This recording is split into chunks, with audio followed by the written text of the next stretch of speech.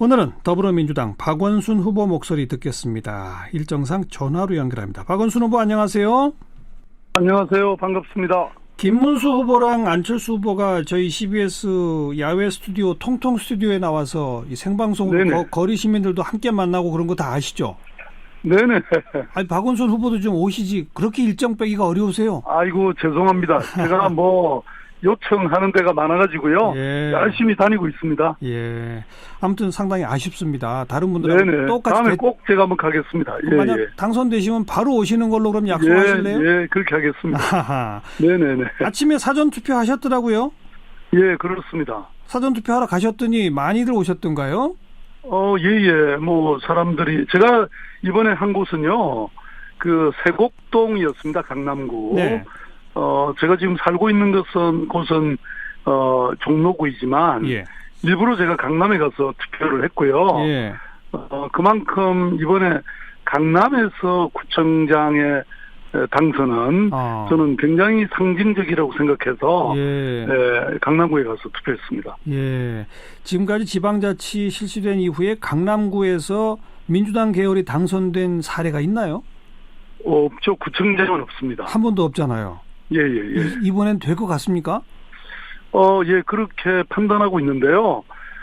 그동안 사실 이렇게 너무 지방정부도 일당 독재가 되니까, 네. 여러 가지 부패와 부조리도 많이 생기고, 특히, 강남구청장, 전임구청장은 여러 가지 사실은 서울시와 전혀 협조도 안 되고, 사사건건 반대하고 이래서, 서울시가 펼치고 있는 좋은 정책들도 사실 그 강남구 주민들한테는 해당이 안 됐거든요. 네. 그래서 이번에야말로 좀 그런 자존심을 상한 우리 강남구 주민들이 뭔가 새로운 선택을 할 것 같습니다. 예. 전임 구청장이 지금 구속돼 계시잖아요. 예, 그렇습니다. 그런 게 아무래도 강남 주민들한테도 상당히 영향을 미치겠죠. 네, 저는 그럴 거라고 봅니다. 강남구 주민들의 사실 자존심을 많이 상하게 만들었죠. 예. 자, 그런데 김문수 후보도 안철수 후보도 다들 역전 가능하다고 하던데 박원순 후보는 어떻게 생각하세요? 예, 일단 선거에 나온 사람들 입장에서야 당연히 그런 호기도 부릴만 하겠죠. 네. 그런데 선거라는 게 또 사실 여러 가지 객관적인 예측이나 또 여론조사도 있으니까 그게 쉽겠는가 이런 생각은 듭니다. 네, 두 후보 사이에 단일화 논의가 지난 며칠 아주 좀 숨가쁘게 진행되는 듯 하다가 또 안 됐다가 하다가 안 됐다 이러는데 그 논의 과정은 어떻게 지켜보셨어요? 단일화가 되면 그만큼 이 승리의 가능성이 있어야 되는데 과연 그럴까 하는 생각도 들고요. 그다음에 두 당이 또 두 대표가 그 두 후보가 서로 굉장히 다르지 않습니까? 그러니까 단일화라는 것은 서로 입장이나 비전이나 정책이 비슷하고 또 여러 가지 배경이나 당도 비슷해야 되는데 제가 보기에는 조금 서로 다르지 않을까. 그리고 이제 그러한 인위적인 조치는 저는 시민들의 마음을 사기가 힘들 거다 이렇게 보고 있습니다. 두 후보가 서로 다른데 왜 합치냐 결국 이 말씀인데 그 말씀은 또 거꾸로 들으면 합칠까봐 좀 걱정하시나요? 근데 저는 사실 그런 논의에 제가 어떻게 해볼 도리도 없는 것이고 물론 그렇죠. 네, 그쪽 사정이니까 그냥 그 관계없이 시민만 바라보고 저는 열심히 했고 또 할 뿐입니다. 네. 그 상대당의 후보들에 대해서 왈가왈부할 생각이 없습니다. 네. 알겠습니다. 어젯밤 TV토론 많은 분들이 보셨는데 먼저 그 용산 상가 건물 붕괴 그 서울시 책임 전혀 없습니까 정말? 아닙니다. 제가 사실은 그걸 말할 기회가 그날 없었는데요. 당연히 책임이 있죠. 기본적으로 저는 서울 하늘 아래 벌어진 사고는 다 책임이 있다 이렇게 생각하고 있고요. 그리고 사실 그게 그렇게 큰 사고로 이어지지 않았기 때문에 천만 다행이고 그렇죠. 또 서울시에 오히려 저는 하늘이 준 기회다. 지금까지는 사실 이렇게 소형 건물이나 재개발 지역의 안전은 사실 그 조합 측에 권한과 책임을 주고 있어요. 예. 우리 도시정비법이라는 게.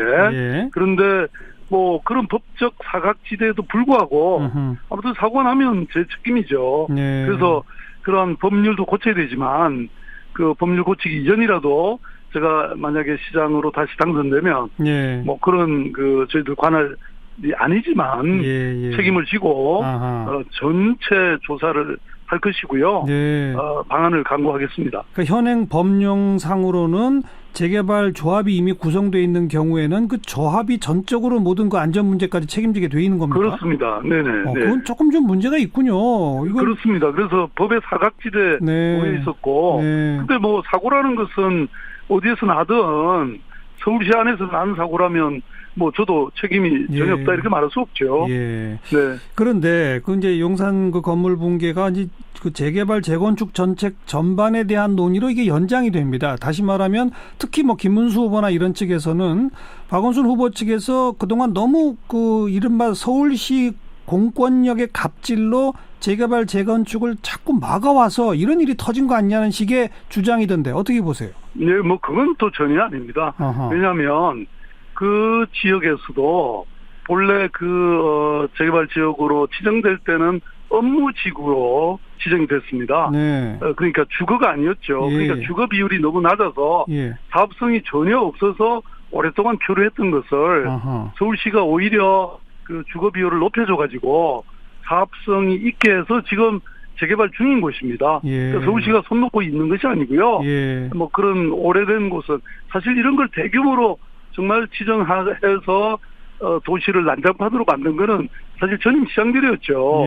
제가 취임하고 나서 이것을 뭐 이게 개발 가능성이 있는 곳은 빨리 해서 추진되게 하고 그리고 도저히 안 되는 곳은 뭐 한 300군데 이상을 취소하고 해제하고 그 대신 도시 재생 사업으로 돌린다든지 이렇게 제가 오니까 한 1000개 이상 지정이 돼 있더라고요. 그래서 이것을 또 더군다나 뭐 이 주민들 사이에도 갈등이 심각했고 그렇죠. 그래서 그동안 정말 이거 정리하느라고 제가 얼마나 머리 빠지고 정말 고생했는지. 네, 그래서 많이 정리돼 가고 있는 중입니다. 그러니까 이 상황과 여건에 맞춰서 정리하고 있는 거지 하고자 하는 것을 막고 있는 것은 전혀 아니다 이 말씀이죠? 아니 그게 그러니까 사업성이 없는 것은 사실 저희들이 뭐 도와드려도 안 되는 부분도 있고요. 알겠습니다. 해제하고 그다음에 조금 도와드려서 개발이 될 수 있는 데라면 또 저희들이 적극 지원해서 되도록 이게 교통 정리를 지금까지 해왔죠. 네. 자, 대표 공약이 자영업자 삶을 바꾸는 10년 그리고 서울페이 추진입니다. 먼저 자영업자 삶을 바꾸는 10년 이게 어떤 내용입니까? 그 자영업자는 서울에만 100만 명이 넘는데요. 그러면 가족들까지 치면 한 300만 명이 되잖아요.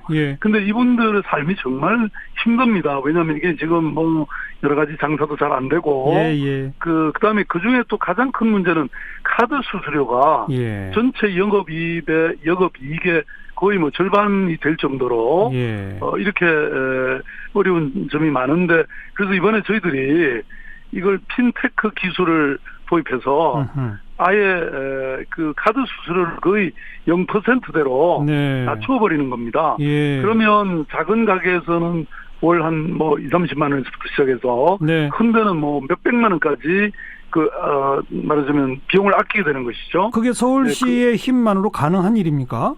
가능합니다. 그래서 이걸 보고서 지금 뭐 중앙정부도 하겠다고 하고 또 카카오 페이 같은 데서도 하려고 그러고요. 그래서 이미 대세가 벌써 되고 있습니다. 그리고 이걸 제가 또 다른 지방정부 지금 후보자들한테도 기술 나눠주겠다. 그렇게 해서 뭐 경남 그 김경수 후보 같은 경우도 경남페이라는 걸 만들겠다 이렇게 또 얘기를 했고요.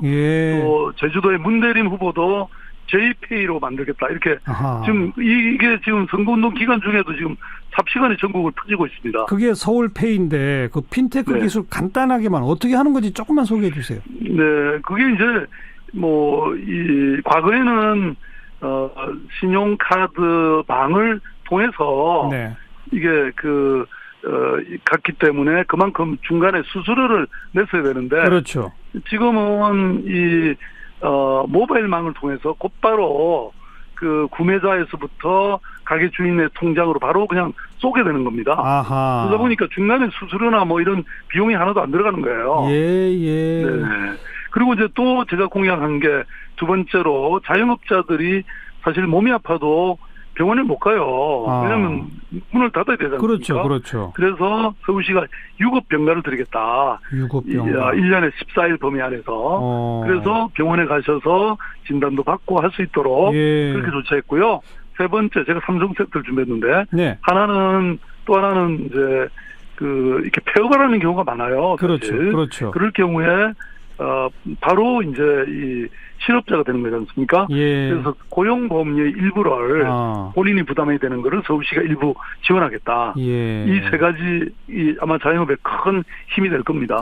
유급병가하고 이 고용보험 부분은 자영업자지만 마치 직장 근로자처럼 서울시가 도와주겠다 이런 거네요. 그렇습니다. 네, 알겠습니다. 마지막으로 우리 청취자분들께 지지 호소하실 시간 짧게 한 30초만.